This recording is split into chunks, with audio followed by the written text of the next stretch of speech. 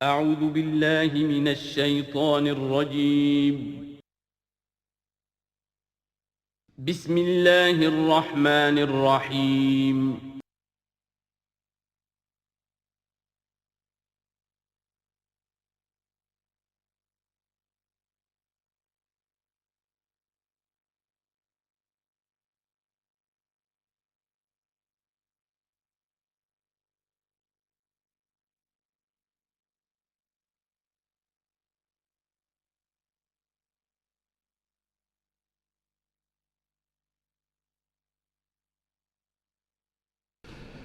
نحمده ونصلي على رسوله الكريم اما بعد فقد قال الله تبارك وتعالى كما ورد في سورة الأحقاف اعوذ بالله من الشيطان الرجيم بسم الله الرحمن الرحيم وإذا حشر الناس كانوا لهم أعداء وكانوا بعبادتهم كافرين صدق الله العظيم۔ ذکر ہو رہا تھا اس سورہ مبارکہ کی پچھلی آیات میں کہ ان سے بڑھ کر زیادہ گمراہ کون ہوگا جو اللہ کے سوا ایسی ہستیوں کو پکار رہے ہیں جو نہ ان کی دعا سنتے ہیں نہ دعاؤں کو قبول کر سکتے ہیں قیامت تک، بلکہ وہ ان کی دعاؤں سے غافل ہیں، انہیں معلوم ہی نہیں ہے۔ وَإِذَا حُشِرَ النَّاسُ جب لوگوں کو جمع کیا جائے گا كَانُوا لَهُمْ أَعْدَاءً وہ ان کے دشمن بن جائیں گے کہ تم نے ہمیں شرمسار کیا، ہماری شرمندگی کا تم سبب بن گئے، تم نے ہمیں اللہ کا مد مقابل بنا دیا۔ جیسے کہ حضور صلی اللہ علیہ وسلم نے ایک صحابی کو ٹوک دیا، وہ اپنے کسی گفتگو کے انداز میں، اور ظاہر بات ہے کہ ان کی نیت تو وہ نہیں تھی کہ حضور کو اللہ کے برابر کر دیں، لیکن الفاظ ایسے ان کی زبان سے نکلے ما شاء اللہ و ما شئت، جو اللہ چاہے اور آپ چاہیں، اسی پر ٹوک دیا حضور نے، اجعلتنی للہ ندن، کیا تم نے مجھے اللہ کا مد مقابل بنا دیا ہے؟ مشیت صرف اللہ کی ہے۔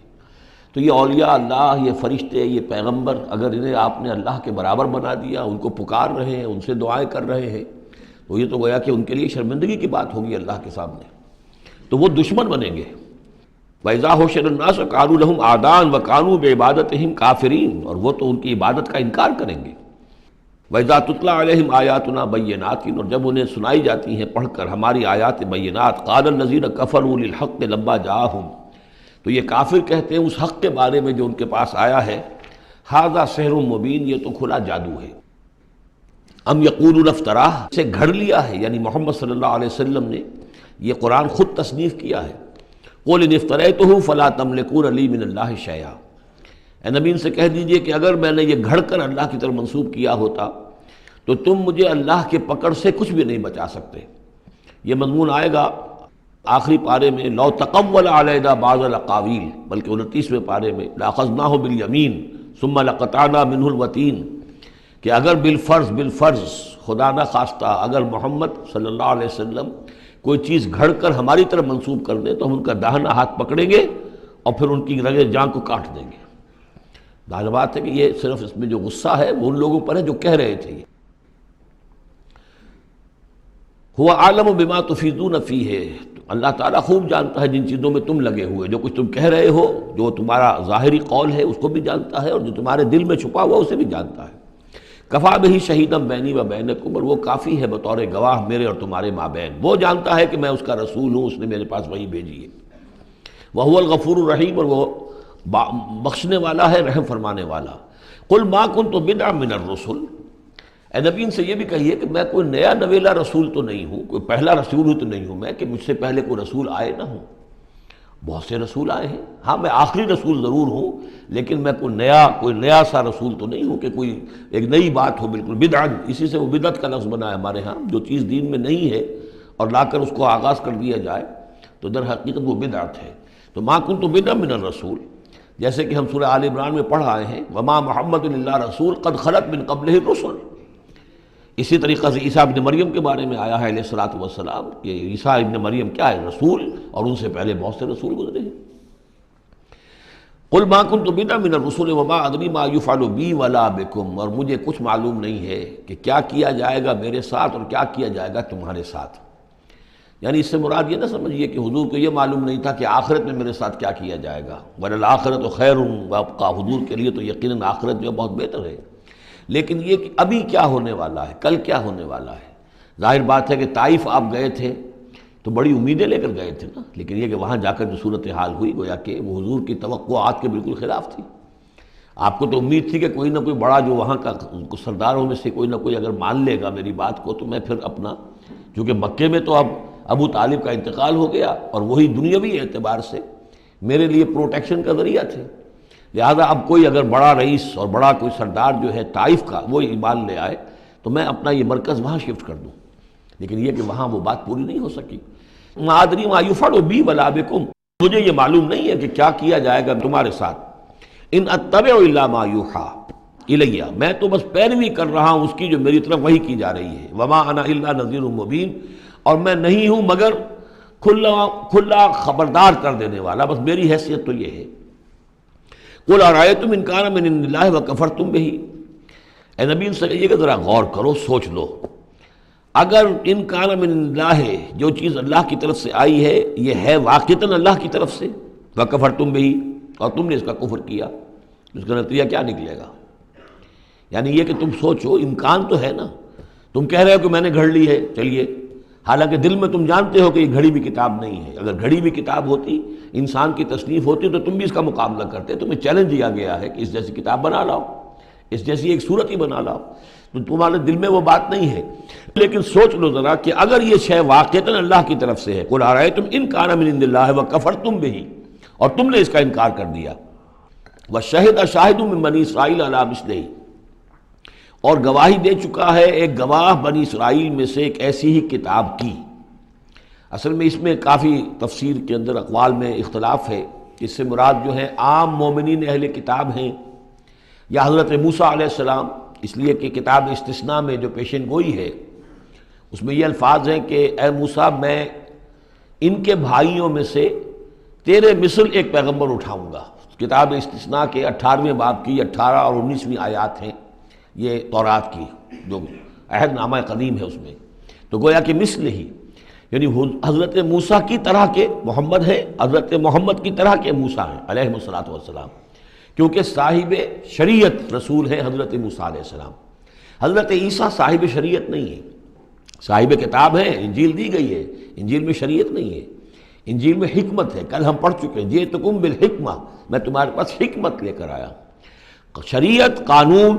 یہ در حقیقت تورات میں تھی، حضرت موسیٰ علیہ السلام کو دی گئی، اور یا پھر محمد الرسول اللہ صلی اللہ علیہ وسلم کو قرآن دیا گیا اور یہ آخری اور کامل شریعت دی گئی۔ فآمن واستکبرتم، تو وہ تو ایمان لے آئے اور تم استکبار کر رہے ہو۔ یعنی یہود میں سے تو بہت سے علماء ایسے بھی تھے، بہت زیادہ نہیں لیکن تھے، عبداللہ ابن سلام رضی اللہ تعالیٰ عنہ بہت اہم ان کے علماء میں سے تھے، وہ ایمان لائے ہیں، تو وہ تو ایمان لے آئے۔ فاستکبرتم، اور تم استکبار میں اور گھمنڈ میں پڑے ہوئے ہو۔ ان اللہ لا یہدی القوم الظالمین،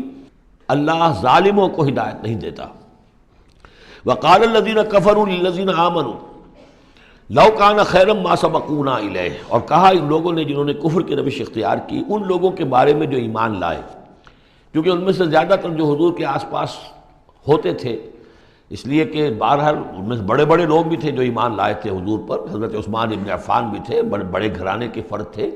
عبد الرحمن ابن عوف بھی تھے، وہ بھی کوئی غرباء اور فقراء میں سے تو نہیں تھے، طلحہ اور زبیر بھی تھے تو وہ بھی بڑے اونچے خاندانوں سے تھے، لیکن یہ کہ عام طور پر حضور کے آس پاس جو ہوتے ہیں یہ لوگ اپنے اپنے کاموں کے اندر بھی مصروف ہوتے تھے، لیکن جو غرباء تھے وہ حضور کے ارد گرد زیادہ موجود رہتے تھے، اور یہ بات بار بار آ چکی ہے حضرت نوح کے بیان میں بھی اور پھر حضور کے بارے میں بھی کہ اے محمد تمہارے گرد تو ہم بیٹھے ہوتے ہیں ہمارے کمی کاری لوگ، بڑے گھٹیا لوگ، ہمارے پست طبقات کے لوگ جو ہیں، کوئی غلام ہے ہمارا، کوئی اور یہاں پہ محنت مزدوری کرنے والا ہے، تو ہمارے شایان شان نہیں ہے کہ ہم آپ کے پاس آ کر بیٹھیں، یعنی ذرا ان کو اپنے سے دور کرو، جس پر کہ اللہ تعالیٰ نے کئی مرتبہ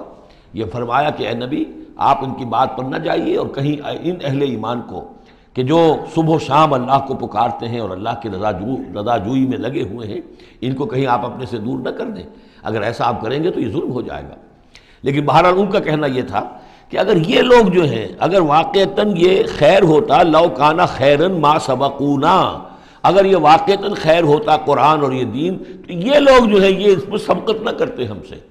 بڑے ہم ہیں، سمجھدار ہم ہیں، دانشور ہم ہیں، ایلیٹ آف دی سوسائٹی ہم ہیں، تو ہم نے تو پیش قدمی کی نہیں ہے، لیکن یہ لوگ پیش قدمی کر رہے ہیں، تو اس کا مطلب ہے کہ یہ بات بھی گھٹیا ہی ہے جو تم پیش کر رہے ہو، جس کو گھٹیا قسم کے لوگ قبول کر رہے ہیں۔ یہ طنز ہے اس میں چھپا ہوا۔ وقال الذين كفروا للذين آمنوا لو كان خيرا ما سبقونا وإذ لم يهتدوا به فسيقولون هذا إفك قديم، اور جب یہ اس قرآن کے ذریعے سے ہدایت نہیں پا رہے تو کہتے ہیں کہ یہ تو گھڑی ہوئی چیز ہے، افک ہے، پرانی شے ہے۔ ومن قبلہ کتاب موسیٰ اماما و رحمہ، حالانکہ اس سے پہلے موسیٰ کی کتاب موجود تھی اور اب بھی ہے، اماما و رحمہ، وہ بھی رہنمائی کرنے والی ہے اور رحمت ہے۔ وہذا کتاب مصدق لسانا عربیا، اور یہ کتاب نازل ہوئی ہے اس کی تصدیق کرتے ہوئے، یعنی تصدیق دونوں معنی میں، ایک تو کہ قرآن تصدیق کرتا ہے کہ تورات اللہ کی کتاب تھی، اللہ کی کتاب ہے، اگرچہ اس میں تحریف کر دی گئی ہے لیکن بہرحال اللہ کی کتاب تھی۔ انا انزلنا التوراۃ فیہا ھدی و نور، ہم نے تورات نازل کی تھی، اس میں ہدایت بھی تھی، نور بھی تھا۔ پھر انجیل کے بارے میں فیہ ھدی و نور، قرآن دونوں کی تصدیق کرتا ہے۔ دوسری یہ کہ تورات میں اور انجیل میں جو پیشین گوئیاں تھیں ان کا مصداق بن کر قرآن آیا ہے، تو قرآن مصدق ہے لساناً عربیاً، اور بڑی ہی عمدہ فصیح اور بلیغ عربی زبان میں ہے۔ لینذر الذین، تاکہ خبردار کر دیں ان لوگوں کو ظلموا، جنہوں نے کہ کفر کی روش اختیار کی، خبردار کر دینے کی ذمہ داری ہے، اور اسی لیے یہ جو آسان زبان میں ہم نے اس کو اتارا ہے تاکہ ہر شخص تک یہ بات پہنچ جائے۔ وبشریٰ للمحسنین، اور جو ایمان اور اسلام اور احسان کی روش اختیار کریں ان کے لیے یہ بشارت بن جائے۔ ان الذین قالوا ربنا اللہ ثم استقاموا فلا خوف علیہم ولا هم یحزنون، یقیناً وہ لوگ، یہ وہی الفاظ آ گئے جو سورہ حامیم سجدہ میں آئے تھے، جنہوں نے کہا ہمارا رب اللہ ہے پھر اس پر جم گئے۔ اور میں نے عرض کیا تھا، وہ پھر دوبارہ عرض کر رہا ہوں کہ استقامت میں قیامت مضمر ہے۔ جنہوں نے کہا ہمارا رب اللہ ہے پھر اس پر جم گئے، یعنی پھر راضی برضائے رب رہنا، اسی پر توکل کرنا، اسی کی رضا جوئی کو اپنی زندگی کا مقصد بنانا، پھر اس کی اطاعت کرنا، اس کے احکام کی پابندی کرنا، اور اس کے جملہ جو بھی اس نے ذمہ داریاں عائد کی ان کو پورا کرنے کے لیے تن من دھن لگا دینا، یہ سب استقامت میں شامل ہے۔ استقامت کے معنی کیا ہے؟ جیسے کہ میں نے آپ کو بتایا تھا کہ حضور سے ایک صاحب نے یہ پوچھا، بلکہ کہا، فرمائش کی کہ مجھے تو کوئی ایک بات ایسی بتا دیجئے جس سے میں پلے باندھ لوں، میں زیادہ لمبی چوڑی باتیں نہیں سمجھ سکتا۔ حضور نے فرمایا، قل آمنت باللہ ثم استقم، کہو کہ میں ایمان لایا اللہ پر، پھر جم جاؤ، ٹھک جائے تمہارا دل اس کے اوپر کہ واقعتاً پالن ہار وہی ہے، پروردگار وہی ہے، حاجت روا وہی ہے، مشکل کشا وہی ہے، اور وہ ہماری دعاؤں کا سننے والا وہی ہے۔ پھر یہ کہ اسی کے لیے انسان ہمتاً اپنے آپ کو وقف کر دے، ان صلاتی و نسکی و محیای و مماتی للہ رب العالمین۔ ان الذین قالوا ربنا اللہ ثم استقاموا فلا خوف علیہم ولا هم یحزنون، یہ استقامت والے جو ہیں یہ تو اولیاء اللہ ہو گئے نا۔ پھر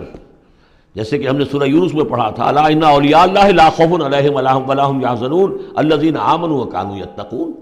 جو ایمان لائے اور اس پر مستقیم ہو گئے، قائم ہو گئے، جازم ہو گئے، اور وہی تو اللہ کے ولی ہیں، وہی اللہ کے دوست ہیں، ان کے لیے نہ کوئی خوف ہے نہ وہ کسی حزن سے دوچار ہوں گے۔ اولئک اصحاب الجنت خالدین فیہا، وہ جنت والے لوگ ہیں، اس میں رہیں گے ہمیشہ ہمیش، جزاء بما کانوا یعملون، اور یہ جزا ہوگا ان کے اعمال کا۔ یہ بات کئی دفعہ میں نے واضح کی ہے کہ بندے کو یہ سمجھنا چاہیے، اور یہی بندے کہیں گے جنت میں داخل ہونے کے بعد بھی کہیں گے اللہ کے نیک بندے، کہ ہماری یہ طاقت نہیں تھی، صلاحیت نہیں تھی کہ ہم اپنے بل پر اور اپنے اعمال کے بل پر یہاں جنت میں داخل ہو سکتے۔ یہ اللہ کا فضل ہے۔ الحمدللہ الذی ہدانا لہذا وما کنا لنہتدی لولا ان ہدانا اللہ، کل شکر اس اللہ کا جس نے ہمیں یہاں داخل کیا اور ہمیں پہنچا دیا یہاں تک ہماری رہنمائی فرما دی، اور ہم ہرگز ہدایت نہ پا سکتے اگر اللہ ہی ہمیں ہدایت نہ دیتا۔ لیکن اللہ تعالیٰ بار بار کہتا ہے کہ ٹھیک ہے، لیکن یہ کہ تمہارے اعمال تھے، تم نے بھی محنت کی تھی، تم نے فیصلہ کیا تھا، اما شاکرم و اما کفورا، جو ہم نے تمہیں اختیار دے دیا تھا، تم نے ہمارے شکر گزار بندے بن کر زندگی گزارنے کا فیصلہ کیا، ہم نے قدر افزائی فرمائی، ہم نے تمہیں توفیق دی، ہم نے تمہارے راستے کی رکاوٹوں کو جو ہے آسان کر دیا، لیکن یہ کہ بہرحال تمہارا عمل اس میں شامل ہے۔ جزام بما کانوا یعملون، یہ در حقیقت بدلہ ہوگا ان کے اعمال کا۔ ووصینا الانسان بوالدیہ، تاکید کی انسان کو اس کے والدین کے بارے میں احسانہ، کہ اس کے ساتھ احسان کی روش، نیک سلوک، خدمت، اور اس میں بھی خاص طور پر والدہ کا معاملہ جو ہے یہ سورہ بنی اسرائیل میں بھی ہے اور یہاں بھی ہے۔ وہاں بھی آیا تھا ووصینا الانسان بوالدیہ حملتہ امہ وہنا علی وہن وفصالہ فی عامین، تو والدین میں جو ہے والدہ کا حق فائق ہے والد کے حق پر۔ ویسے دونوں کے ساتھ حسن سلوک ہو، دونوں کا ادب ہو، وَإِمَّا يَبْلُغَنَّ عِندَكَ الْكِبَرَ أَحَدُهُمَا أَوْ كِلَاهُمَا فَلَا تَقُل لَّهُمَا أُفٍّ وَلَا تَنْهَرْهُمَا وَقُل لَّهُمَا قَوْلًا كَرِيمًا، یہ ہم پڑھ چکے ہیں۔ لیکن یہاں بھی اور وہاں بھی خاص طور پر والدہ کا، اس لیے کہ مشقت جو ہے پیدائش میں ساری کی ساری مشقت جو ہے ماں کی ہے، باپ کا کیا حصہ ہے؟ وہ تو ایک کوئی اس کی لذت کا لمحہ ہوتا ہے، وہ اس کے اندر اس نے وہ بوند ٹپکائی اور فارغ۔ اب وہ ساری مصیبت کون جھیل رہی ہے؟ وہ عورت جھیل رہی ہے، ماں جھیل رہی ہے۔ سارا پریگننسی کا دور جو ہے، اس میں ابتدائی دور جو ہے، اس میں اسے جی بتلا رہا ہے، الٹیاں آ رہی ہیں، چیزوں سے نفرت ہو رہی ہے۔ پھر جب بوجھل ہو گئی ہے، جسم بوجھل ہو گیا ہے، بوجھ اٹھائے ہوئے ہے، پھر وضع حمل کی مشقتیں ہیں، وہ درد ذیل ہے، پھر اس کو دودھ پلانا ہے 2 سال تک، اس کے جو اس کو گند ہے اس کو صاف کرنا ہے، پوتڑے دھونے ہیں، یہ سارے کام کون کر رہا ہے؟ ماں کر رہی ہے۔ باپ کا تو اس میں حصہ ڈائریکٹ نہیں، انڈائریکٹ ہے کہ بہرحال وہ کمائی کرتا ہے، پرووائڈ کرتا ہے، یہ بات دوسری ہے۔ لیکن جو مشقت ماں کی ہے، اسی لیے حدیث میں آتا ہے کہ ایک صحابی نے حضور سے سوال کیا کہ میرے حسن سلوک کا سب سے اولین مستحق کون ہے؟ آپ نے فرمایا تمہاری والدہ۔ انہوں نے پوچھا پھر ان کے بعد کون؟ فرمایا پھر تمہاری والدہ۔ تیسری مرتبہ پھر کون حضور؟ پھر والدہ تمہاری۔ چوتھی مرتبہ جب اس نے پوچھا ان کے بعد کون، تو آپ نے فرمایا تمہارے والد۔ یعنی والدہ کا حق جو ہے وہ والد کے حق پر، یہ ہے اخلاقی حق۔ قانونی حق والد کا زیادہ ہے، اگر سیپریشن ہو جائے گی تو اولاد والد کی ہے، قانونی حق اس کا زیادہ ہے، لیکن اخلاقی حق، خدمت کا حق اور جنت جس کے پاؤں تلے ہے وہ باپ نہیں ماں ہے۔ جنت جو ہے وہ تو اس کے قدم تلے تحت اقدام الامہات، اس حوالے سے اخلاقی مقام جو ہے وہ عورت کا زیادہ ہے، ماں کا زیادہ ہے۔ فرمایا حملتہ امہ کرہا ووضعتہ کرہا، اس کی ماں نے اسے اٹھائے رکھا اپنے پیٹ میں تکلیف جھیل کر، اور پھر اس کو وضع حمل ہوا، اس کو جنا تکلیف کے ساتھ، وحملہ وفصالہ 30 شہرا، اور اس کا یہ حمل اور پھر دودھ پلانا یہ لگ بھگ جو ہے 30 مہینے ہوتے ہیں۔ حتیٰ اذا بلغ اشدہ، یہاں تک کہ جب وہ اپنی پوری قوت کو پہنچتا ہے، بلوغت کو پہنچتا ہے، اور یہاں سے بلوغت سے مراد جو ہے وہ نفسیاتی بلوغت ہے، ذہنی اور نفسیاتی بلوغت۔ ایک جسمانی بلوغت ہوتی ہے، وہ تو 16 17 18 اس سال کے اندر آدمی جو ہے وہ پورا بالغ ہوتا ہے، لیکن جسمانی بلوغت نہیں۔ یہاں جو ہے 40 برس کا ذکر آ رہا ہے، حتیٰ اذا بلغ اشدہ وبلغ 40 سنۃ، جب وہ 40 برس کا ہو جاتا ہے۔ سائیکولوجیکل میچورٹی جو ہے انسان کی وہ 40 برس کی ہے۔ یہی وجہ ہے کہ 40 برس ہی کی عمر میں جو بھی نبوت جو ہے وہ ملتی تھی، حضور کو بھی 40 برس کی۔ فلما بلغ 40 سنۃ حبب الیہ الخلاء فکان یخلو بغار حراء، ایک حدیث ہے بڑی پیاری جس کی راویہ ہیں ام المومنین حضرت عائشہ صدیقہ رضی اللہ تعالیٰ عنہ، جس میں فرمایا انہوں نے کہ حضور نے مجھے بتایا کہ جب میری عمر 40 برس کے قریب ہوئی تو مجھے خلوت گزینی محبوب ہو گئی، تنہائی میں بیٹھ کر، اور پھر آپ جا کر کئی دن کئی راتیں جو ہے غار حرا میں آپ تنہا رہتے تھے، خلوت گزینی، پھر وہیں پر وہی کا آغاز ہوا ہے۔ تو 40 برس کی عمر، اگرچہ استثناءات ہیں، حضرت یحییٰ کے بارے میں ہم پڑھ چکے ہیں سورہ مریم میں، آتیناہ الحکم صبیہ، بچپن ہی میں اللہ نے انہیں حکمت عطا فرما دی، اور ان کو جو بھی وہ میچورٹی ہے اللہ نے بہت ابتدائی عمر میں عطا فرما دی۔ حضرت عیسیٰ کا معاملہ بھی ایسا ہی ہے، لیکن عام قاعدہ و قانون وہی ہے 40 برس کا۔ حتیٰ اذا بلغ اشدہ وبلغ 40 سنۃ قال رب اوزعنی ان اشکر نعمتک التی انعمت علی وعلی والدی، تو وہ کہتا ہے کہ میرے پروردگار مجھے اس کی میری قسمت یہ بنا دے، یہ میرا نصیب فرما دے، مجھے اس کی توفیق دے کہ میں شکر ادا کر سکوں تیرے انعامات کا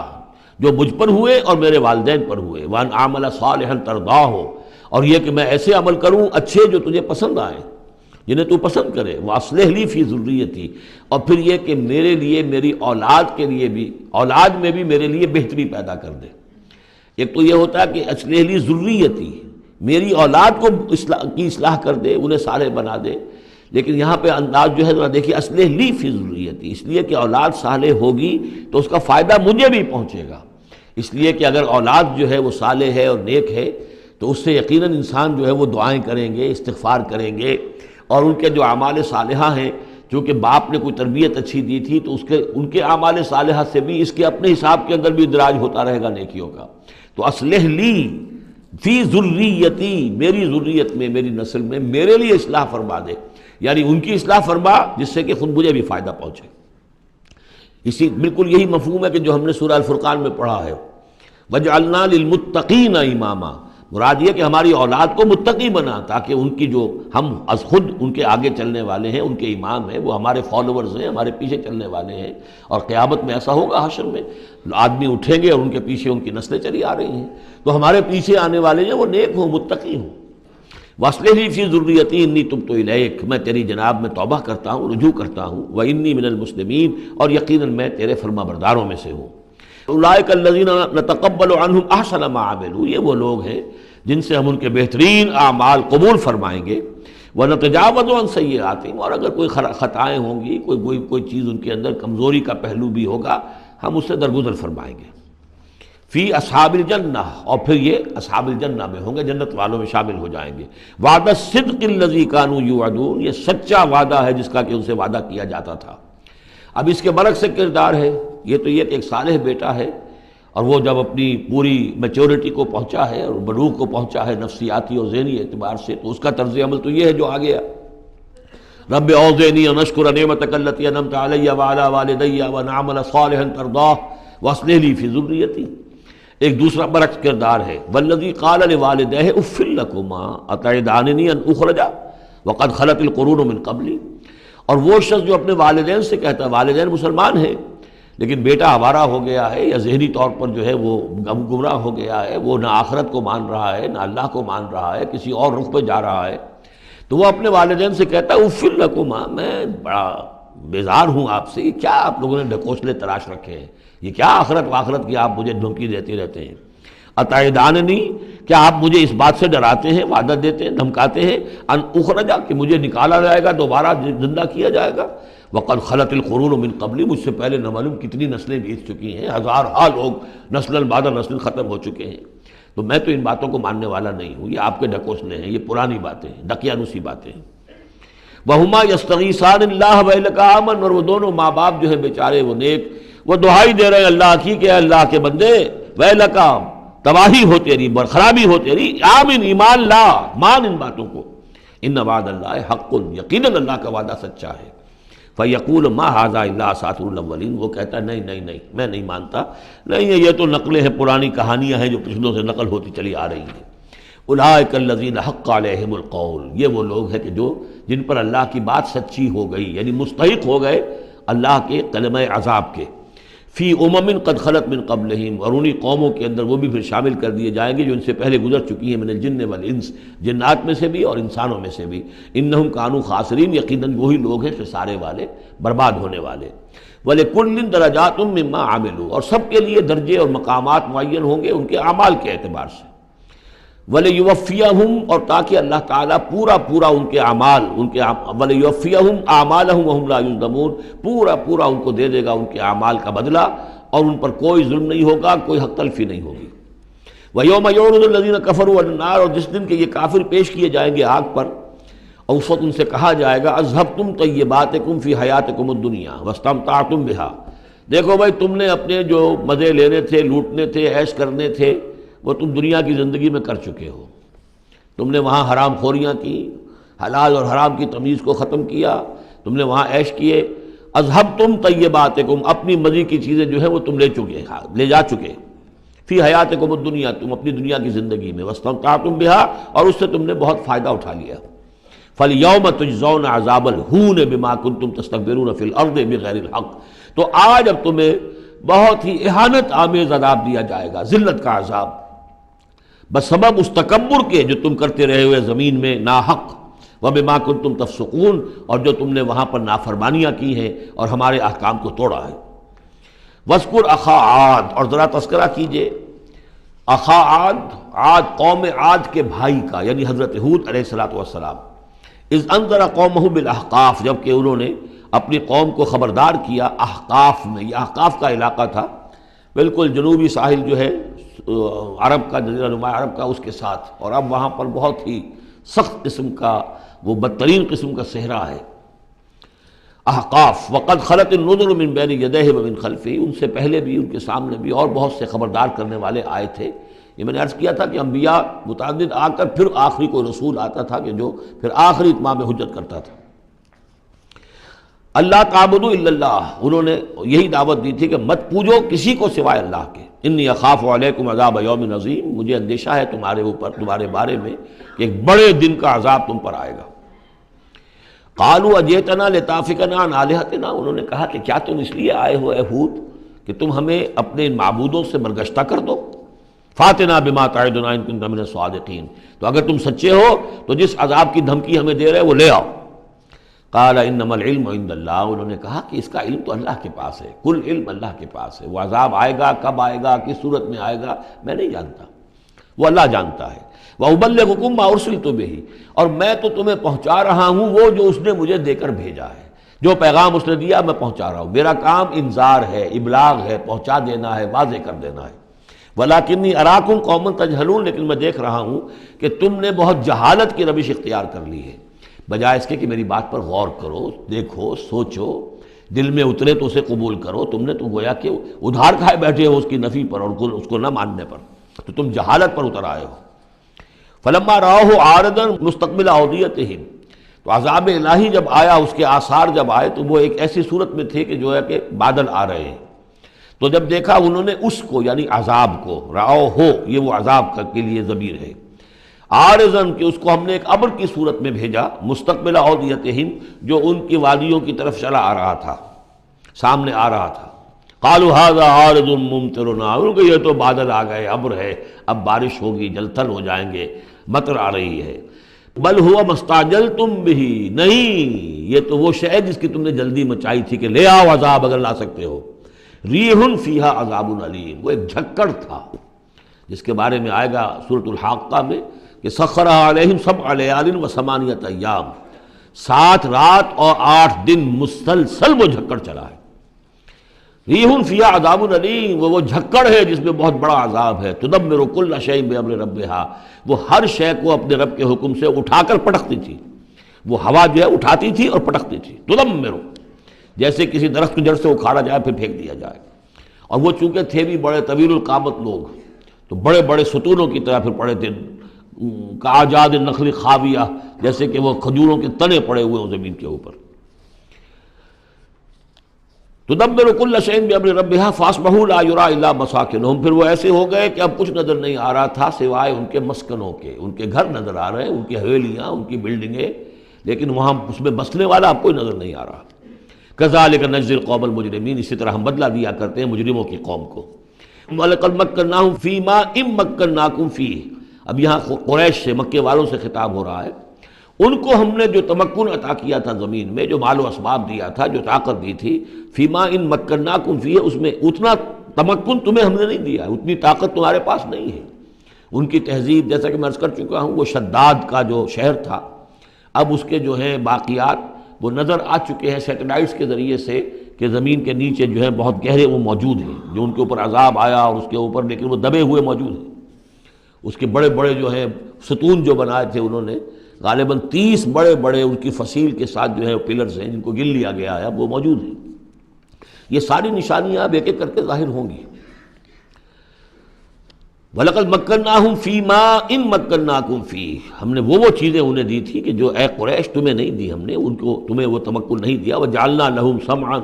وَأَبْصَارًا وَأَفْئِدَةً، ہم نے ان کے لیے بھی، ہم نے انہیں سماعت کان بھی دیے تھے، وَأَبْصَارًا آنکھیں بھی دی تھیں، افئدہ بھی دیے تھے، دل اور عقل بھی دی تھی۔ فما اغنی عنہم سمعہم ولا ابصارہم ولا افئدتہم من شیء، تو کچھ کام نہیں آئے ان کے، نہ تو ان کی سماعت، ان کی بصارت، نہ ان کے دل یا عقلیں،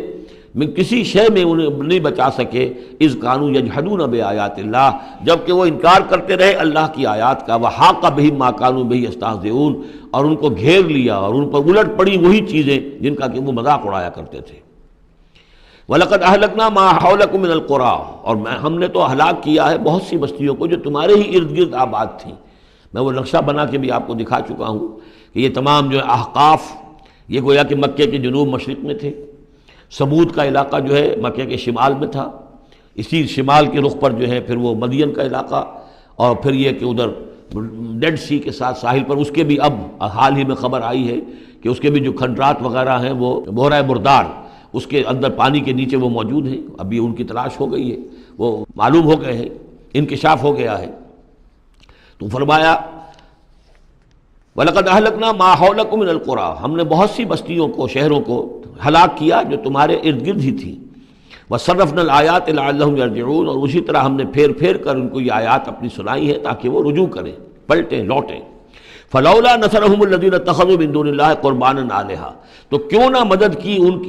ان ہستیوں نے جنہیں انہوں نے اللہ کے سوا سمجھا تھا کہ یہ معبود ہیں جو اللہ کی طرف اللہ سے ہمیں قریب کر دیں گے، ہمیں تقرب اللہ کا ہمارا ضرورت، ہمیں جو ہے وہ درجے حاصل کر دیں گے، اس کا ذریعہ بن جائیں گے۔ بل ضلوا عنہم، جب وہ عذاب کا وقت آیا وہ سب گم ہو گئے، ہوا ہو گئے، خواب تھا جو کچھ کو دیکھا، جو سنا افسانہ تھا۔ وذالک افکہم، یہ تو اصل میں ان کی من گھڑت باتیں تھیں، ان میں حقیقت کو تھی ہی نہیں۔ وما کانوا یفترون، اور جو کچھ بھی افطرا وہ کر رہے تھے وہ تھا۔ وَإِذْ صَرَفْنَا، اب وہ واقعہ آ رہا ہے جس کا میں نے آج شروع میں تذکرہ کیا تھا، اور حضور صلی اللہ علیہ وسلم، اور یہ واقعہ جو ہے جب کہ حضور گئے تھے طائف، اور طائف سے جب واپس آ رہے تھے تو آپ نے نخلہ، ایک مقام ہے وادی نخلہ، اس میں چند دن قیام کیا مکے جانے سے پہلے۔ اور چونکہ دل گرفتہ تو بہت تھی جب آپ طائف سے واپس آئے ہیں، طائف میں جو کچھ بیتی تھی وہ آپ کو معلوم ہے۔ بہرحال وہاں آپ فجر کے وقت ایک روز نماز فجر کی پڑھ رہے تھے اور قرآن مجید پڑھ رہے تھے، اس میں قرآن الفجر ہم پڑھ آئے ہیں، فجر کی نماز میں طویل قرات ہوتی ہے۔ تو ایک امام، ایک مقتدی، امام تھے حضور صلی اللہ علیہ وسلم، مقتدی تھے حضرت زید بن حارثہ، آپ کے منہ بولے بیٹے، آپ کے آزاد شدہ غلام۔ اس وقت یہ ہے کہ وہاں سے گزر ہوا کچھ جنوں کی ایک جماعت کا، اور وہ ٹھہر گئے، چھٹک کر کھڑے ہوئے، اور وہ سنتے رہے قرآن، حضور پڑھ رہے ہیں وہ سن رہے ہیں۔ تو اس پر وہ ایمان لائے، اور پھر جا کر اپنی قوم میں انہوں نے فوراً تبلیغ شروع کر دی۔ تو یہ بات ہمارے لیے بڑی عبرت کی بات ہے کہ جنات کی ایک جماعت نے ایک ہی دفعہ قرآن سنا، ایمان بھی لے آئے اور فوراً مبلغ بن گئے اس کے۔ لیکن ہم جو ہے سنتے ہیں اور ایک کان سے سن کر دوسرے کان سے نکال دیتے ہیں، ہماری زندگیوں میں کوئی تبدیلی نہیں آتی۔ تو بڑا قابل غور ہے یہ مقام قرآن مجید کا۔ وَإِذْ صَرَفْنَا إِلَيْكَ نَفَرًا مِنَ الْجِنِّ، اور جب کہ ہم نے آپ کی طرف متوجہ کر دیا اے نبی جنوں کی ایک جماعت کو، یستمعون القرآن، کہ وہ قرآن سننے لگے۔ فلما حضروہ، جب وہاں وہ پہنچے، قالوا انصتوا، انہوں نے کہا چپ ہو جاؤ، خاموش رہو، سنو، توجہ سے سنو۔ اب دیکھیے جو بات قرآن مجید میں آئی ہے، وَإِذَا قُرِئَ الْقُرْآنُ فَاسْتَمِعُوا لَهُ وَأَنصِتُوا، معلوم ہوتا ہے کہ یہ وہ ان جنات میں سے تھے کہ جو طبعاً نیک تھے، شریف تھے، اس اعتبار سے ان کے اندر وہ جو مادہ تھا وہ موجود تھا، بلکہ آگے چل کر معلوم ہوگا کہ وہ حضرت موسیٰ علیہ السلام کے ماننے والے تھے، ان پر گویا کہ وہ اہل کتاب جنات تھے۔ تو انہوں نے جب سنا تو بڑی توجہ کے ساتھ جو ہے وہ سننے لگے، اور کہا خاموش ہو جاؤ، سنو توجہ سے۔ فلما قضی، تو جب وہ آپ کی قرات ختم ہو گئی، وَلَّوْا إِلَىٰ قَوْمِهِمْ مُنذِرِينَ، تو فوراً اپنی قوم کی طرف پلٹے انہیں خبردار کرنے کے لیے۔ اور کیا کہا انہوں نے؟ قالوا یا قومنا انا سمعنا کتابا انزل من بعد موسیٰ، معلوم ہوا موسیٰ کے ماننے والے تھے۔ اے ہماری قوم کے لوگوں، ہم نے کتاب سنی ہے جو نازل ہوئی ہے اب موسیٰ کے بعد، کتاب جو نازل ہوئی ہے موسیٰ کے بعد وہ قرآن ہی ہے۔ اگرچہ ہم مانن کہہ دیتے ہیں عرفاً، وہ انجیل کو بھی کتاب، لیکن کتاب کا لفظ میں نے بارہا آپ کو بتایا ہے کہ شریعت کے لیے آتا ہے، کتاب قوانین کے لیے آتا ہے۔ کتب علیکم کتب علیکم کتب علیکم، نماز بھی ہے کتابم موقوتا، عدت کے لیے آیا حتیٰ یبلغ الکتاب اجلہ، تو شریعت کے احکام کے لیے جو ہے وہ اصل میں یہ لفظ خاص ہے۔ تو تورات چونکہ شریعت کی حامل تھی، اور قرآن پھر شریعت دوسری جو آئی ہے موسیٰ کی شریعت کے بعد، وہ شریعت محمدی ہے صلی اللہ علیہ وسلم۔ ورنہ ظاہر بات ہے کہ ان کے علم میں ہوگا کہ حضرت عیسیٰ بھی آئے اور وہ ایک کتاب تو لائے، لیکن یہ کہ اس میں شریعت نہیں۔ قالوا یا قومنا انا سمعنا کتابا انزل من بعد موسیٰ مصدقا لما بین یدیہ، اور یہ تصدیق کرتے ہوئے آئی ہے اس کی جو اس کے سامنے موجود ہے، یعنی تورات۔ یہدی الی الحق، اور یہ رہنمائی کر رہی ہے حق کی طرف، وَإِلَىٰ طَرِیقٍ مُسْتَقِیم، اور ایسے راستے کی طرف جو بالکل سیدھا ہے۔ صراط مستقیم، صراط بھی راستہ، طریق بھی راستہ، سبیل بھی راستہ، سواء السبیل سیدھا راستہ، صراط مستقیم سیدھا راستہ، طریق مستقیم۔ یا قومنا اجیبوا داعی اللہ، اے ہماری قوم کے لوگوں، اللہ کی طرف پکارنے والے کی پکار پر لبیک کہو، مانو، ایمان لاؤ۔ وآمنوا بہ یغفر لکم من ذنوبکم، تو ان پر ایمان لاؤ تاکہ اللہ تعالیٰ جو ہے تمہارے گناہوں کو بخش دے۔ ویجرکم من عذاب علیم، اور تمہیں بچا دے عذاب علیم سے، دردناک عذاب سے۔ ومن لا یجب داعی اللہ فلیس بموجد فی الارض، اور جو نہیں لبیک کہتا اللہ کی طرف پکارنے والے کی پکار پر، تو وہ پھر فلیس بموجد، وہ اللہ تعالیٰ کو ہرا نہیں سکے گا، شکست نہیں دے سکے گا زمین میں، ولیس لہ من دونہ اولیاء، اور نہیں ہوں گے اس کے لیے کوئی ایسے اس کے رفیق اور اس کے پشت پناہ اور مددگار جو اسے اللہ کی پکڑ سے بچا سکے، اولئک فی ضلال مبین، یہ لوگ تو گویا کہ کھلی گمراہی کے اندر ہوں گے۔ اب یہ بات جو ہے جیسا کہ میں نے اس کے تو قابل غور ہے ہمارے لیے۔ اب ظاہر بات ہے کہ داعی جب تک نبوت کا سلسلہ جاری تھا وہ اللہ کے نبی ہوتے تھے، اب حضور کے بعد اب داعی جو ہوں گے وہ امت میں سے ہوں گے، کوئی اٹھے گا اللہ کا بندہ، پھر دین کی دعوت دے گا، پھر قرآن کی طرف بلائے گا، پھر لوگوں سے کہے گا کہ آؤ چلو اس راستے پر چلو، اللہ کے دین کا راستہ یہ ہے، اقامت دین کی جد و جہد میں لگو، اس کے لیے اپنے تن بندھن لگاؤ، ان صلاتی و نسکی و محیایا و مماتی للہ رب العالمین۔ اب نبی تو کوئی نہیں آئے گا سوائے ان کے جو دجال ہیں، جھوٹے نبی ہیں جنہوں نے دعوے کیے ہیں، وہ تو چھوڑ دیجیے ان کو، لیکن نبی نہیں آنے والا، نبوت کا دروازہ بند ہو چکا، لیکن دعوت اللہ کا دروازہ بند نہیں ہوا ہے، اس کا سلسلہ بند نہیں ہوا، بلکہ اب تو اس امت کے ذمے بحیثیت مجموعی وہ ذمہ داری لگا دی گئی۔ وَكَذَلِكَ جَعَلْنَاكُمْ أُمَّةً وَسَطًا لِتَكُونُوا شُهَدَاءَ عَلَى النَّاسِ وَيَكُونَ الرَّسُولُ عَلَيْكُمْ شَهِيدًا، تمہارے ذمے ہے۔ كُنتُمْ خَيْرَ أُمَّةٍ أُخْرِجَتْ لِلنَّاسِ تَأْمُرُونَ بِالْمَعْرُوفِ وَتَنْهَوْنَ عَنِ الْمُنكَرِ وَتُؤْمِنُونَ بِاللَّهِ اولم يروا ان اللہ الذي خلق السماوات والارض ولم يعي بخلقهن، کیا انہوں نے دیکھا نہیں، غور نہیں کیا، وہ اللہ جس نے آسمانوں اور زمین کی تخلیق فرمائی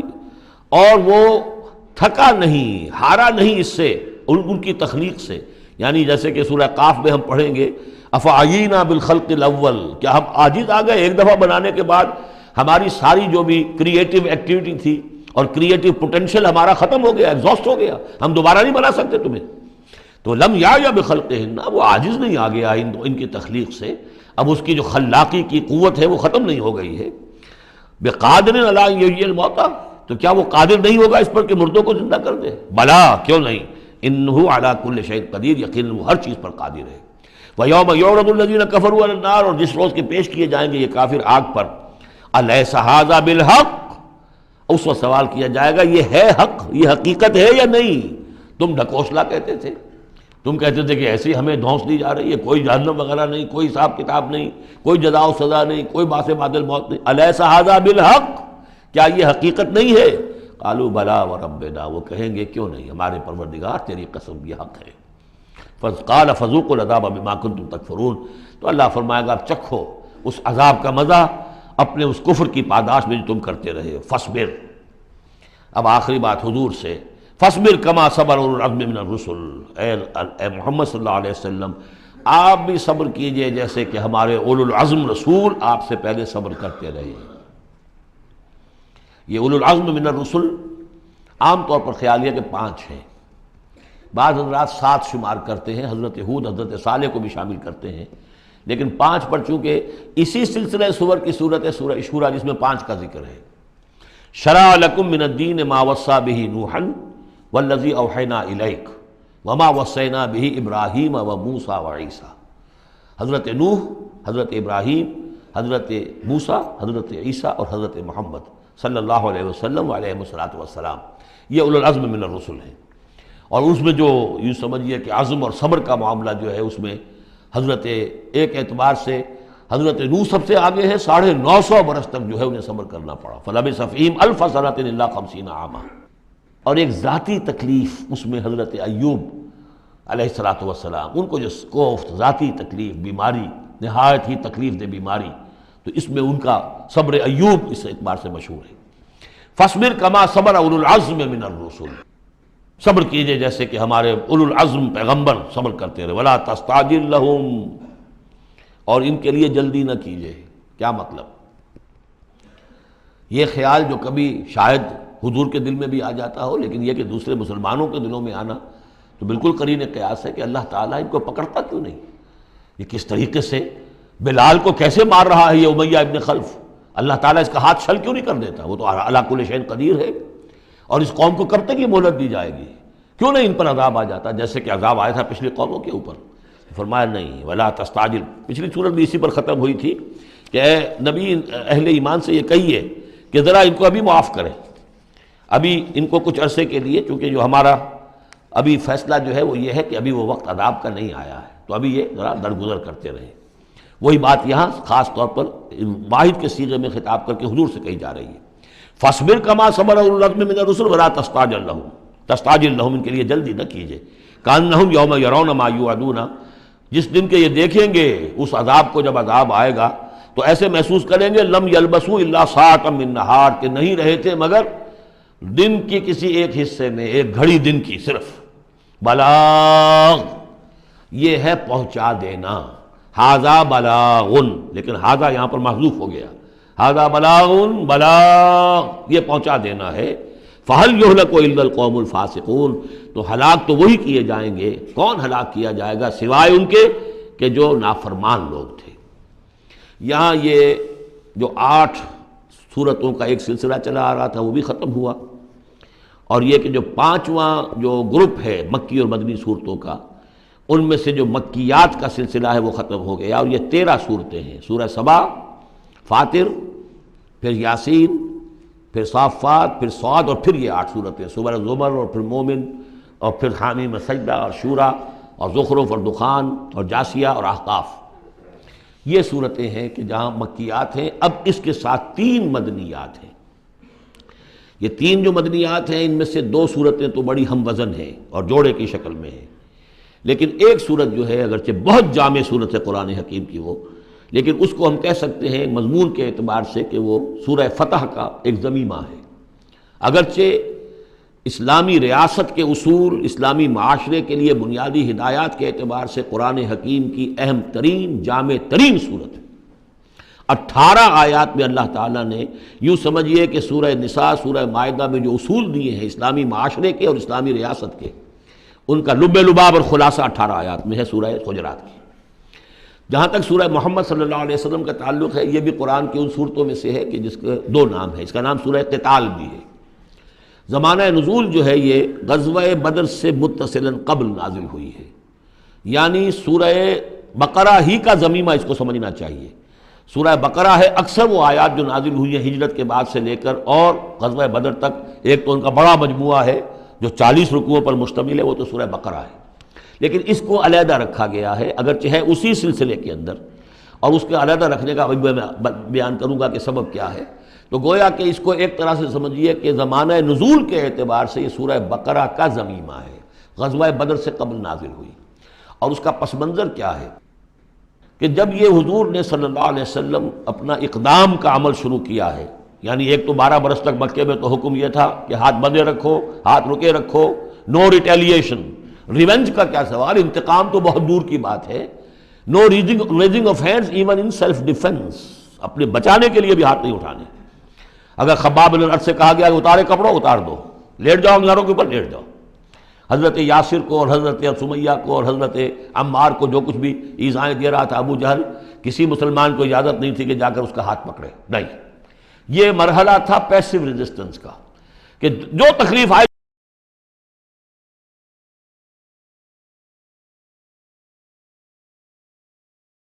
اب اقتتال کا دور شروع ہو گیا۔ لیکن یہ کہ جو منافقین تھے یا جن کے دلوں میں روگ تھا، جو اب اس جان جوکھوں میں ڈالنے کے لیے تیار نہیں تھے، وہ کچھ کہہ رہے تھے کہ آخر لڑائی بھڑائی کا کیا فائدہ ہے، یہ تو کوئی صلح سے کام کرنا چاہیے۔ یا کوئی یہ بھی کہتا ہوگا کہ گڑ دے کر مارا جا سکتا ہو تو زہر کائے کو دینا ہے، ہم اپنی دعوت و تبلیغ کے کام کو بس جاری رکھیں۔ اور یہ تو محمد نے، معاذ اللہ میں ان کی بات نقل کر رہا ہوں، یہ محمد نے خود جو ہے مہم جوئی شروع کر دی ہے کہ انہوں نے جو ہے ان کو چھیڑ چھاڑ شروع کر دی، ان کے قافلوں کا تعاقب شروع کر دیا، ان کی جو ہے وہ گویا کہ لائف لائن کے اوپر ہاتھ ڈال دیا۔ تو یہ جد حقیقت اقدام تو کر رہے ہیں یہ خود، اور اس سے گویا کہ لڑائی بھڑائی کا سلسلہ شروع ہو جائے گا۔ تو ان کے دلوں میں تو تھا روگ نفاق کا، کہ وہ چاہتے نہیں تھے کہ ہمارے ایمان کا یہ امتحان ہو جائے کہ ہم سے کہا جائے کہ نکلو اللہ کی راہ میں جان ہتھیلی پر رکھ کر، لیکن وہ جو اس کی آڑ لے رہے تھے وہ کہہ رہے تھے کہ یہ لڑائی بھڑائی اور یہ جو ہے فساد، بلکہ صلح جوئی کے ساتھ معاملہ کرو۔ اور نوٹ کر لیجیے سورہ بقرہ کے دوسرے رکوع میں آیا تھا وَإِذَا قِيلَ لَهُمْ لَا تُفْسِدُوا فِي الْأَرْضِ قَالُوا إِنَّمَا نَحْنُ مُصْلِحُونَ أَلَا إِنَّهُمْ هُمُ الْمُفْسِدُونَ وَلَٰكِن لَا يَشْعُرُونَ۔ تو گویا کہ اس جو بھی ہو رہی تھی اس وقت، ان کی جو ذہن کی کیفیت تھی، اس میں اللہ تعالیٰ کی طرف سے یہ سورہ مبارکہ نازل ہوئی ہے، اور یہ اسلوب کے اعتبار سے پورے قرآن میں منفرد ہے۔ بالکل ایبرپٹلی شروع ہو رہی ہے، کوئی تمہید نہیں، کوئی حروف مقطعات نہیں، کوئی اللہ کی حمد، کوئی اور شے، کچھ نہیں، قرآن مجید کی عظمت کچھ نہیں، بلکہ الذین، اس سے جملہ شروع ہو رہا ہے جو عام طور پر جملے کے شروع کے لیے عام اسلوب نہیں ہے۔ پھر یہ کہ وہ جو اسلوب ہوتا ہے آیات کے آخر میں اللہ تعالیٰ کے اسماء اور اللہ کی صفات کا، انہو عزیز الحکیم، وہ تو بڑا غفور ہے، رحیم ہے، اس طرح کی کوئی شے آپ کو یہاں نہیں ملے گی۔ اسلوب بالکل مختلف ہے۔ ہر آیت ابرپٹ شروع ہو رہی ہے، سورت بھی ابرپٹلی شروع ہوئی ہے اور ابرپٹلی ختم ہو جائے گی۔ اسی طریقے سے ہر آیت جو ہے شروع ہوتی ہے اور ابرپٹلی ختم ہو جاتی ہے، بغیر کسی اختتامی اللہ کے اسماء اور صفات کے حوالے کے۔ باقی اس میں اور سورہ جو اگلی صورت ہے سورہ فتح، اس میں کیا ترتیب ہے وہ یہ ہے کہ حضور کی انقلابی جد و جہد کا جو آخری مرحلہ تھا، یعنی قتال، آرم کانفلکٹ، اس سے متصلاً قبل یہ سورہ محمد نازل ہو رہی ہے، اور اس کا جو اختتام ہو رہا تھا اور اللہ تعالیٰ کی طرف سے جو فتح آئی ہے اس کی تمہید ہے سورہ حدیبیہ، انا فتحنا لک فتحا مبینا۔ تو گویا کہ یہ دونوں اینڈ ہیں اس کے، جو آخری مرحلہ تھا انقلاب محمدی صلی اللہ علیہ وسلم کی جد و جہد کا، اس میں جو عام کانفلکٹ شروع ہو رہا ہے غزوہ بدر سے، اس سے قبل یہ صورت نازل ہوئی۔ اور جب آخری فتح ہونے والی ہے، اور وہ فتح مکہ کی ہوگی، لیکن اس سے قبل جو اللہ نے تمہیدی فتح دی ہے وہ فتح ہے انا فتحنا لک فتحا مبینا، وہ صلح حدیبیہ جس کا ذکر جو ہے وہ سورہ فتح کے اندر ہے۔ یہ ربط ہے ان میں۔ بسم اللہ الرحمن الرحیم۔ الذین کفروا وصدوا عن سبیل اللہ اضل اعمالہم، جن لوگوں نے کفر کیا اور اللہ کے راستے سے روکا اور خود بھی رکے، صدا یا سدو میں عرض کر چکا ہوں بار بار، رکنا بھی روکنا بھی، یہ فعل لازم بھی ہے، فعل متعدی بھی ہے۔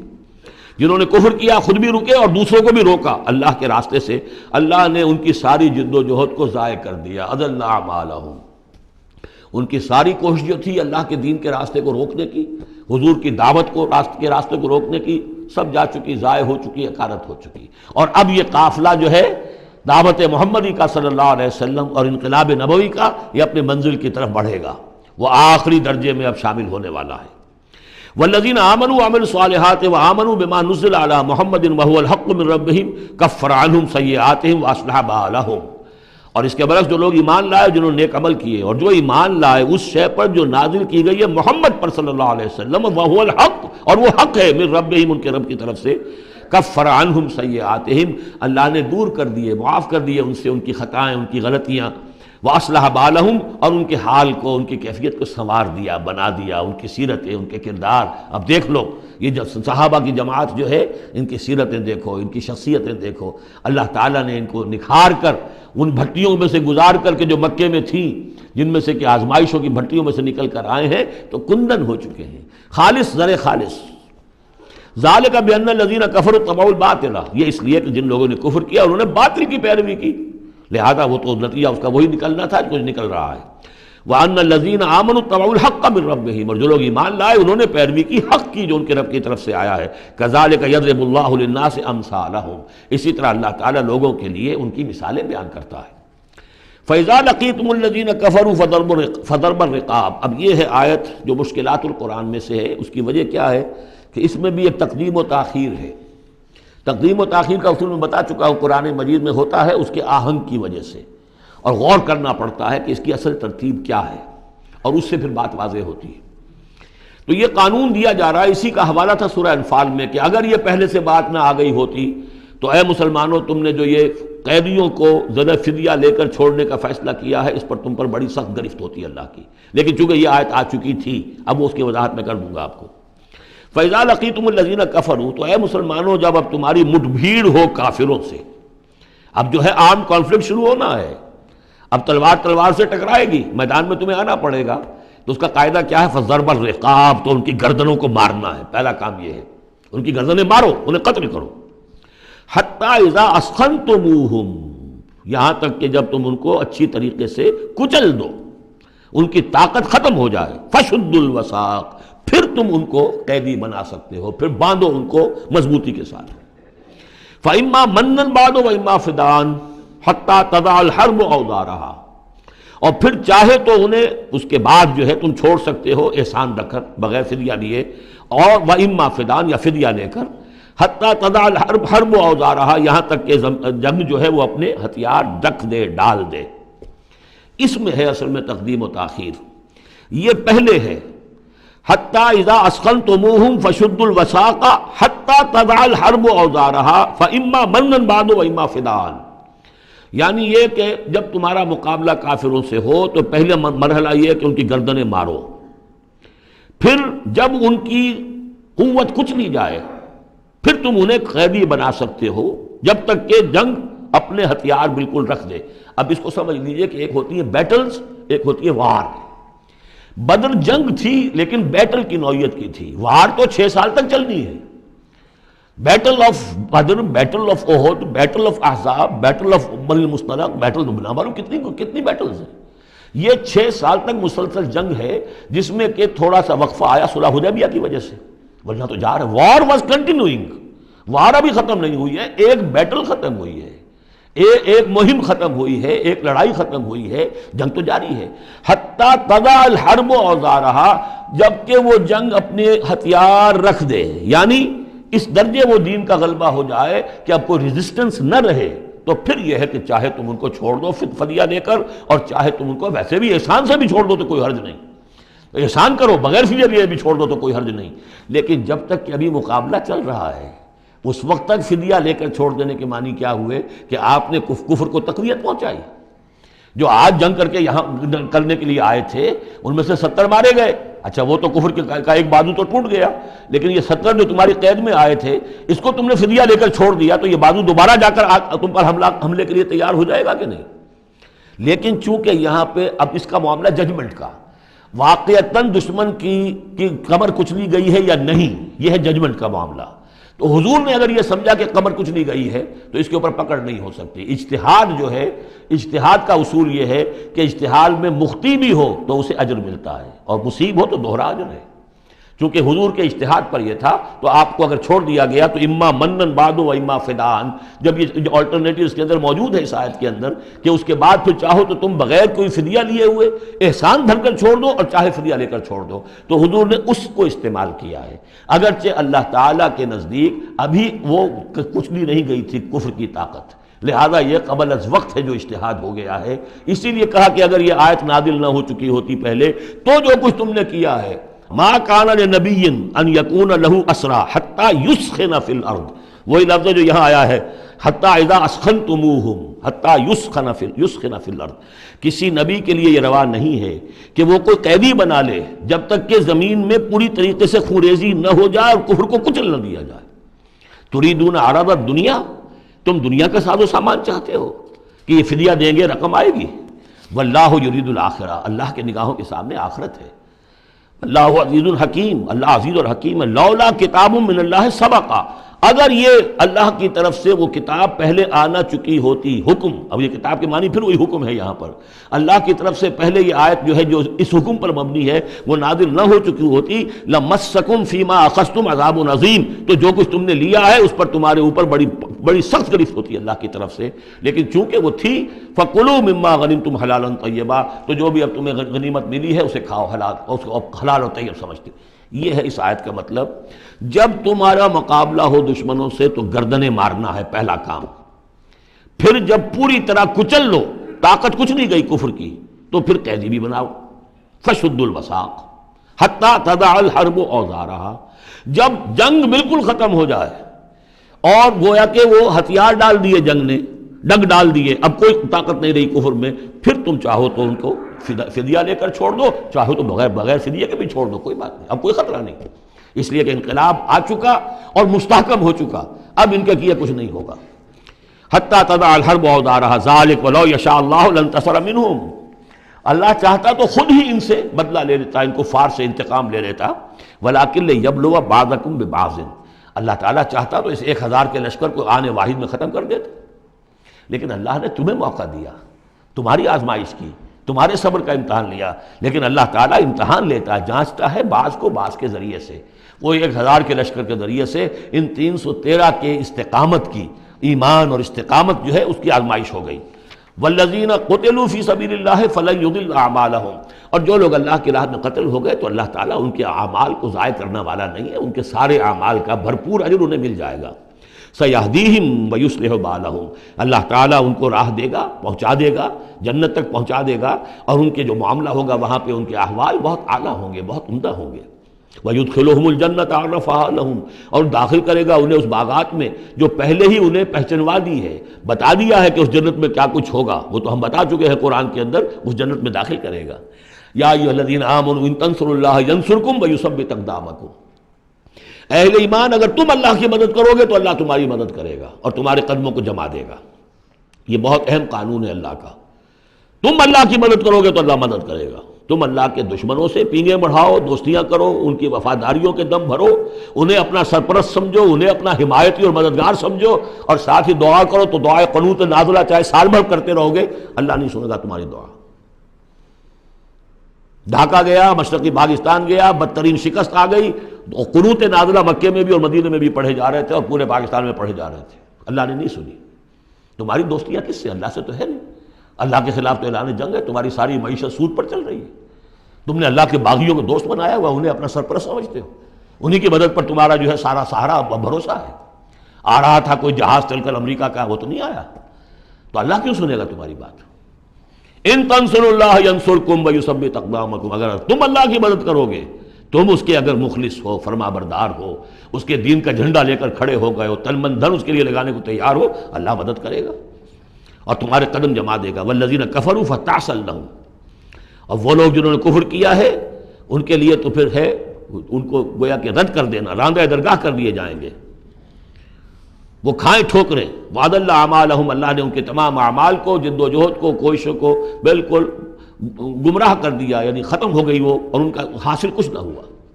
ذالک بانہم کرہوا ما انزل اللہ فاحبط اعمالہم، اس کی وجہ کیا ہے کہ انہوں نے وہ چیز ناپسند کی جو اللہ نے نازل کی، فاحبط اعمالہم، اللہ نے ان کے تمام نیک اعمال بھی ضائع کر دیے۔ یعنی آخر ان میں ایسے بھی تھے کفار میں سے جو غریبوں کو کھانا کھلا دیتے تھے، جو حاجیوں کی خدمت کرتے تھے اور سمجھتے تھے بڑی نیکی کا کام ہم کر رہے ہیں۔ یہ سورہ توبہ میں ہم پڑھ آئے ہیں، اجعلتم سقایۃ الحاج وعمارۃ المسجد الحرام، ان چیزوں کو تم نے بہت بڑی نیکیاں سمجھ رکھا ہے، لیکن یہ کہ اگر تم نے اللہ کے نازل کیے ہوئے قرآن کو ناپسند کیا ہے تو اللہ نے تمہاری ساری اعمال جو ہے حبط کر دیے۔ افلم یسیروا فی الارض فینظروا کیف کان عاقبۃ الذین من قبلہم، تو کیا یہ زمین میں گھومے پھرے نہیں کہ یہ دیکھتے کہ کیا انجام ہوا ان لوگوں کا جو ان سے پہلے تھے؟ دمر اللہ علیہم، اللہ تعالیٰ نے ان پر ہلاکت کو مسلط کر دیا۔ وللکافرین امثالھا، اور ان کافروں کے لیے بھی ایسے ہی انجام آئیں گے۔ ذالک بان اللہ مولی الذین آمنوا وان الکافرین لا مولی لہم، اور یہ اس لیے کہ اللہ تو مولا ہے، رفیق ہے، پشت پناہ ہے، مددگار ہے اہل ایمان کا، اور یہ کہ کافروں کا کوئی مولا ہے ہی نہیں۔ یہ اصل میں یہیں سے حضور نے پھر وہ نعرہ اخذ کیا تھا جب غزوہ احد میں، جب وقتی طور پر مسلمانوں کی شکست ہو گئی اور حضور بھی اور صحابہ بھی پھر پہاڑ کے اوپر چڑھ گئے احد پر، اور اس کے بعد پھر جو دامن میں کھڑے ہوئے تھے جو کفار کے اس وقت کے سربراہ تھے، اس میں ابو سفیان تھے اور خالد بن ولید جو بعد میں جو دونوں ایمان لے آئے صحابہ میں سے ہیں۔